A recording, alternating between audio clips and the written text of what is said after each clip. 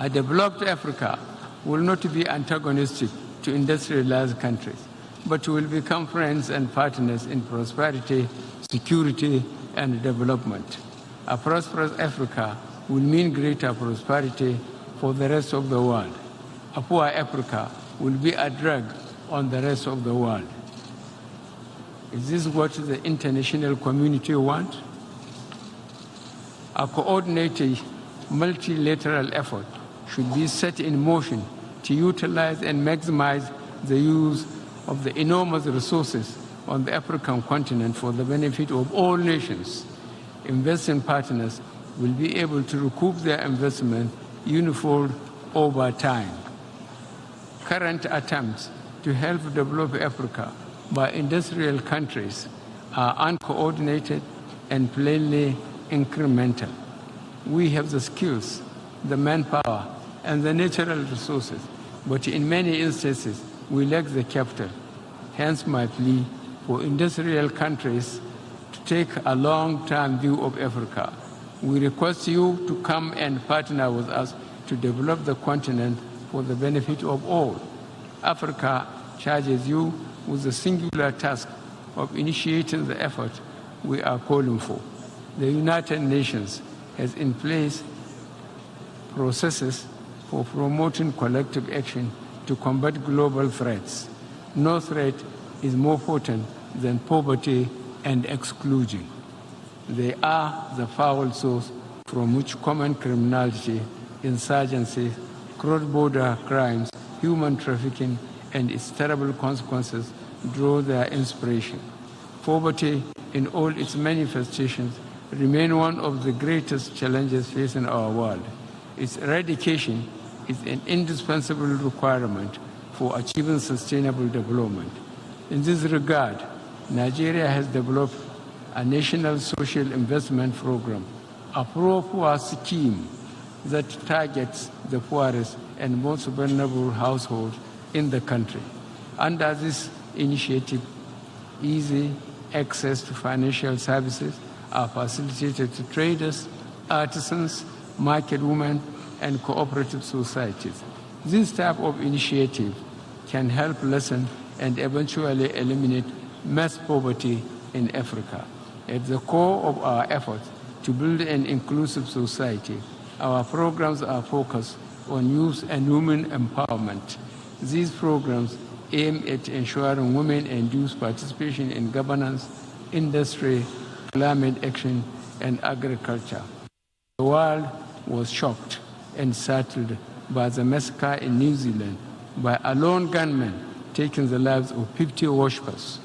This and similar crimes, which had been fueled by social media networks, risk seeping into the fabric of an emerging digital culture.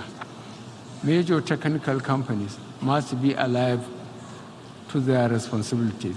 They cannot be allowed to continue to facilitate the spread of religious, racist, xenophobic, and false messages capable of inciting whole communities against each other, leading to loss of many lives. This could tear some countries apart. Organized criminal networks, often acting with impunity across international borders, present new challenges where only collective action can deliver genuine results. This is true in the battle against violent extremism, against trafficking in people and drugs, and against corruption and money laundering. The present Nigerian government is facing the challenges of corruption head-on. We are giving notice to international criminal groups by the vigorous prosecution of the fee and ID scam attempting to cheat Nigeria of billions of dollars. Mr. President, Your Excellencies, as a young man, as a soldier, I witnessed at first hand the terrible legacy of destruction and broken lives that conflict leaves in its wake. At the age of 75th anniversary of the end of the Second World War approaches, I wish to pay tribute to the sacrifices made by so many millions across the globe in defense of freedom, tolerance, and the rule of law. In Nigeria, We have made significant strides to put our own house in order. We will work tirelessly to uphold due process. The rule of law remains a permanent and changing foundation of the world order.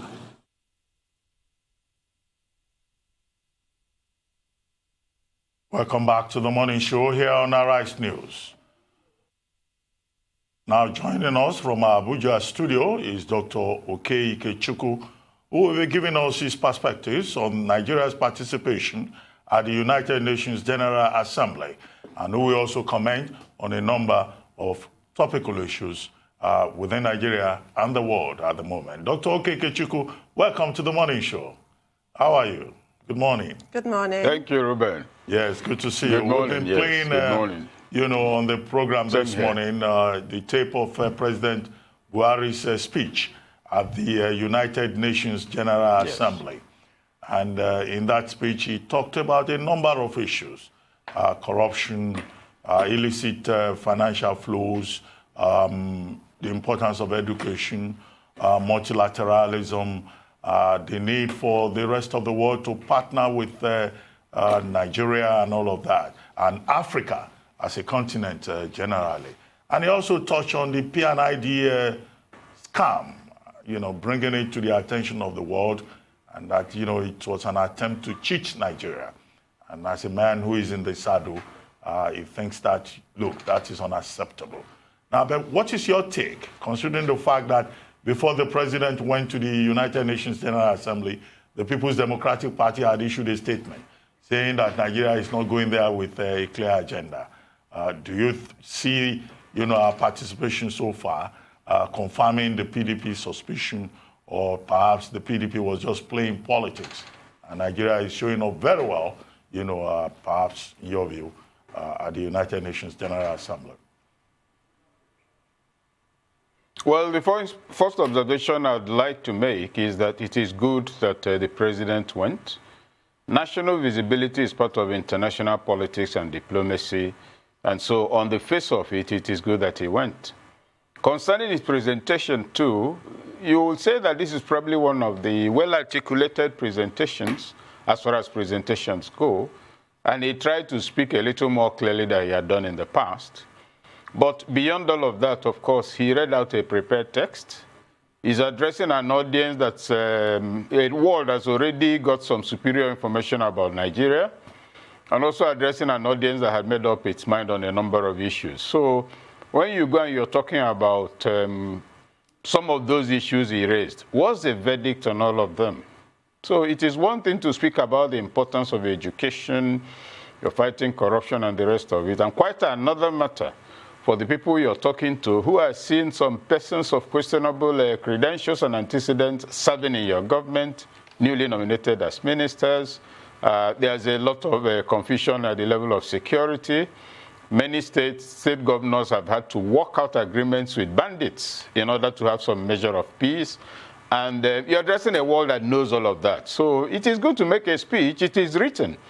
Whether it tallies with the facts is another matter. But as for the PDP saying that he shouldn't have gone, he had no clear agenda, well, maybe he doesn't have a clear agenda, I wouldn't know. But the point is that the PDP will also have to gradually move away from releasing, from press releases of questionable value to getting into the real spirit of political opposition. Did they give him an alternative agenda? You just sit in the office and scribble a press release, griping all the time. The party itself is in utter confusion. And so let's not bring PDP into the matter. As an opposition party, it's, in my view, performed disastrously because within its own party leadership and the major players in the party, there's confusion. So let's address the national issue. PDP will one day wake up to understand the meaning of opposition politics and begin to play it. As for the outing, it is good we went. It's good we are seen. It's also good for the world to hear our president compare what he says with what they know and see whether it's possible to believe this government, whether it is genuinely sincere and the rest of it. So it's like you go to the village square, everybody will see what you're wearing and know whether it's clean or not. The speech itself, like I said, a lot of the content, I suspect and I believe, will not be believed by most of those who listen to it. particularly from the angle of the presumed gains of the administration and achievements, people are not fools. Absolutely, Dr. Ikechukwu. But what do you think of the president using the occasion of his address to the United Nations General Assembly to serve notice on what he describes as international criminal groups who are trying to cheat Nigeria out of billions of dollars? He was referring to what he called the P&ID scam. He's serving notice to criminal groups, but is he also making a larger statement about the international role, the part that other nations play in Nigerian corruption, without which it would be impossible for us to have achieved these levels of fantastic corruption, as David Cameron said? Sorry, I'm laughing, you know. I'm tired of all these notices from the president. He has given notice to Boko Haram. He's given notice to those who are using trailer to block the wharf. He's given all kinds of notices. And he's also directed the police to get to the bottom of all sorts of things. That's not how the world works. When you talk about giving notice to the international community or to criminals out there who want to come here, what kind of structure do you have in place? What is the operating political environment that will discourage such things? What level of patriotism is possible when people are very hungry and therefore can easily subvert the state? So I think it's good he made that point, but I would have loved him to push it further. All the missing monies in this country, all the talk about corruption and capital flight and people looting and buying things all over the world, these nations who are complaining about corruption in Nigeria are the facilitators, godfathers, and custodians of corruption globally, with a special focus on Nigeria because it appears to be very easy. You can't move $10,000 into any of those economies and you will not be on the radar. Well, on that note, they know where our money is. On that note, okay, we'll need to take a short break. We'll take a short commercial break and then we'll come back to you. And then you can, we can continue the conversation. We'll take a short break now. We'll be right back. Stay tuned. Welcome back to the morning show. We're still with Dr. Okey Ikechukwu, Public Affairs Analyst and Director, Development Specs Academy, Leadership and Governance Consultant and Life Coach. Dr. Ikechukwu, before we went on the break, you were talking about the international dimension to corruption in Nigeria. Yes, that it all happens out there. Nobody carries the money and keeps it in his kitchen. The bulk of it is outside. They have the record of those who travel, where they travel to, their total expenditure on each trip, where their monies are kept. And that's what drives their economies, really. So when you have aid agencies, international organizations, building capacity on fighting corruption, talking about how to help the government, is a grand international fraud, and we're living with it. Transparency International will tell you where we stand on the poverty index. It will not tell you the miserable number of people interviewed to arrive at that conclusion. It will not give you the breakdown of the demographics. I will go around jumping and trembling. Transparency International has no comment on the nations, the conspiracy of globalized capital and multinationals that make this happen. So I think that's an area actually the president and the current APC government should focus on, to put the international community on the defensive, to put all these people who come here to make fine speeches and grandstand at our expense, let them show some level of responsibility. I mean, so that's really the point. That's an angle the president should follow. He's presenting the narrative they are comfortable with. Oh, we are fighting corruption. We met a terrible system. That's what we are trying to clean up. And they will believe it becomes the basis of your engagement, whereas the person you're talking to is actually the cause of your problem. So let the concept and scope of fight against corruption be expanded for greater credibility. Yeah, okay. One other issue. I mean, one major issue at this year's United Nations General Assembly is the climate crisis that we face, particularly with carbon emissions and the lack of political will on the part of many global leaders to deal with the challenge. And President Buhari and the Minister of Environment, who are both at this year's General Assembly, talked about Nigeria's commitment to reducing carbon emission, to working with the rest of the world to ensure that the environment is safer. But if you look at Nigeria, I don't know, with all these second-hand vehicles emitting fuels and all kinds of poor industrial practices, do you think our express commitment to reduce carbon emission by 45% by the year 2030 is really, a serious expression, or that Nigeria is just saying the right things so that we can look good on the global stage? Nigeria prepared a good speech, and to use your words, in order to look good on the global stage. Fighting carbon emission must be shown in concrete terms. From time to time, you see on national television, either the customs or some other agency of government, Standards Organization of Nigeria and the rest of them, burning seized contraband commodities or second-hand tires. The volume of emission from that alone would attract any serious environmentalist. And it's celebrated as evidence of government efficiency. You look at bush burning. Yes, you look at bush burning. You look at the environmental impact of dams. In the last 20 years, probably the number of dams in the country has quadrupled. And that means that the quantity of water running downstream has declined, and as at the last check, by close to 68%. That's why the River Niger, parts of Lokoja and the rest of the houses are in places where it used to be water. Now, that's a totally collapsed environment. In Abuja, anybody living in Abuja will tell you in the last 5 weeks, it's been raining almost every day. It doesn't happen here. So, but to move into the matter of carbon emission, tell me, Ruben, this is my comfort zone right from our days in the Guardian, environmental issues. Look at the Niger Delta. The volume of the emission there, if you democratize it and distribute it all over the world, there will be some left for people on the moon. Gas is being flared permanently. Gas is being flared permanently 24 hours a day, and it's been going on for over 40 years. Then you go to an international forum and tell us about your commitment to reducing carbon emission. The person in your village, everybody cooks with firewood. In the cities, people use stove mostly, and a bit of liquefied natural gas. So it's an excellent speech outing, but you must ask yourself, what's the interface between Forestry, Minister of the Environment, Minister of Water Resources, and Minister of National Planning, in order to ensure that the concert of forces that define the environment are structured strategically to deliver a good living environment? The answer is none of the above.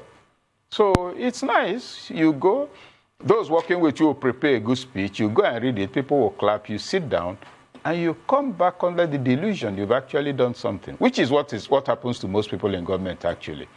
You go for an event. You have a 19-page speech. You were tired before you got up. Instead of just saving everybody's time, you drag through it. The first 5 pages is an introduction. It's a punitive outing most of the time, and that's why nothing gets done. Let your speech, whether prepared or written by you, but let the content be things you mean to say, things you understand, things that have value, things that have relevance. In this instance, it's also good that Nigeria put up an appearance, but it only reinforces the absence of genuine public administration in our outings. No measurable outcomes. That's my take. Well, you've put the president's claim of 6.7% total forest coverage in a totally different context with all these other shortfalls in environmental policies. Sorry, what, 6% of what? He said I didn't get that. 6% coverage? In his speech, yes. Total forest coverage has been improved, and we're now at 6.7%. That's what he said in his speech with regards to climate change. You've kind of put a dampener. No, well, of course one wouldn't want to argue about that. Yeah, one wouldn't want to argue about that, but these are just gestural utterances with no impact. Look at the entire Middle Belt. Although the president promised that we will plant more trees, to address the challenge of desertification, I guess. But I actually wanted to move on I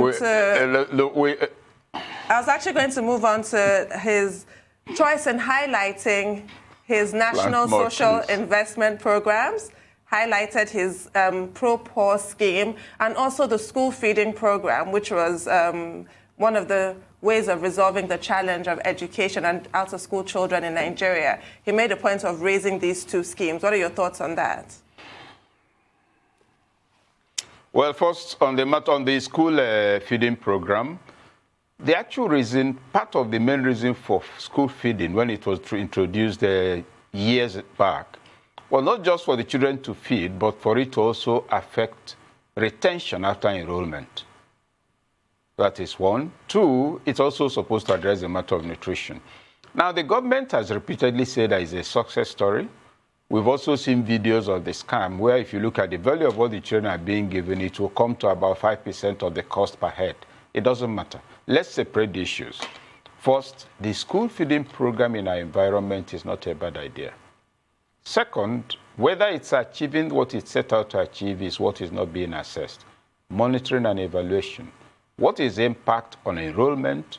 What is the impact on, incidence of malnutrition? So that M&E has to be there. But what we see that is going on now, which in fact has always been going on, it's not just about the Buhari government, is that procurement is put on the front burner. I'll be the contractor to supply the food. I take care of a few people. And so nobody bothers to tell the authorities that I'm supplying substandard food. And so the scam continues. That's the way. And if you look at the volume of the amount of money spent on school feeding, you ask yourself, who has been eating the food? These same children who look like rats that a cat has chased for close to 72 hours non-stop. It's painful, but that's the reality we are dealing with. And what I see is the likelihood that in many cases is genuine. I'm sure there are people who have put their heart into it. But you'll also discover the likelihood that we might have made a few billionaires, or at least multiple millionaires on account of that program. It's painful. If you want it to work, I would think that if you get budget per head, disburse the monies to PTAs and the old students of the schools, and then you will be sure those children will eat. No parent will allow you to take the money meant for their children. So if they now move it down, a drill down to schools, each school, you have 30 students, the budget per child is 1 naira. Here is 30 naira. Here is another 2 naira for logistics of the 30 naira. It will become a different ballgame. It's not people coming from Abuja and liaising with their friends in the States to come and say they are feeding. No, the parents and the teachers and the old students will also get what you call food suppliers they know. So you can't shortchange anybody. I think that will help. Rather than scrap the program, they should remodel it to let it go down to the grassroots. A bottom-up approach will deliver better results because there's real poverty and hunger. Yes, okay. Thank you very much for this focused discussion of Nigeria's participation at the 74th United Nations General Assembly. Of course, President Buhari also met with the president of the UN General Assembly, who is a Nigerian, Professor Tijani Mohammed Bande. Thank you very much indeed.